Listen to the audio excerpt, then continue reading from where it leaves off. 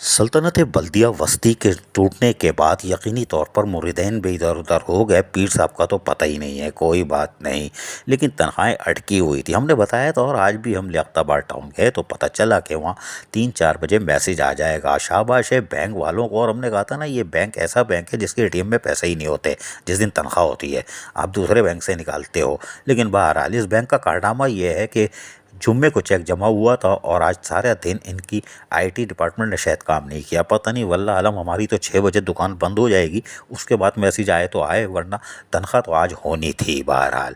लेकिन नॉर्थ नाज़िमाबाद जहाँ अटका हुआ था और तनख्वाह का अमल नहीं था, म्यूनसिपल कमिश्नर वहाँ तैनात ही नहीं था, हुकूमत ने मेहरबानी करके एडिशनल चार्ज दे दिया था। जावेद अनवर अब्बासी, जो कि गुलबर्ग टाउन में भी टाउन म्यूनसिपल कमिश्नर हैं, उन्होंने आज बाकायदा वहाँ चेक साइन कर दिया।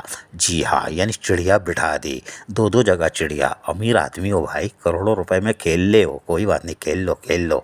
लेकिन दोनों जिनके आगे खेल ले हो ना, वो दोनों बहुत ही कंजूस हैं, इमाम मक्खी चूस। कोई बात नहीं, ये पैसे बचाते हैं और कौम की तरफ लुटाते हैं। जी हाँ, इनका मकसद सिर्फ होता है खिदमत। लेकिन बहरहाल चेक तो साइन करना पड़ेगा, कर दिया।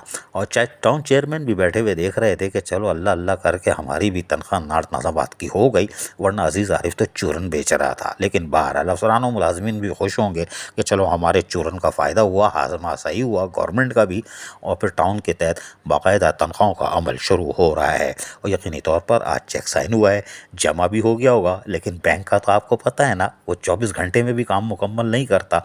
तो यकीनी तौर पर मंगल को शाम को तनख्वाह होनी चाहिए, लेकिन अगर बैंक ने अपनी रविश बरकरार रखी तो बुध को होगी। अजीज़ आरिफ, KBS बल्दियाती न्यूज़ कराची। ऐसी ही खूबसूरत वीडियोस फ्यूचर में हासिल करने के लिए रेड बटन पर क्लिक करके और बेल आइकॉन को प्रेस करके हम सबके सब्सक्राइबर बनना मत भूलिए।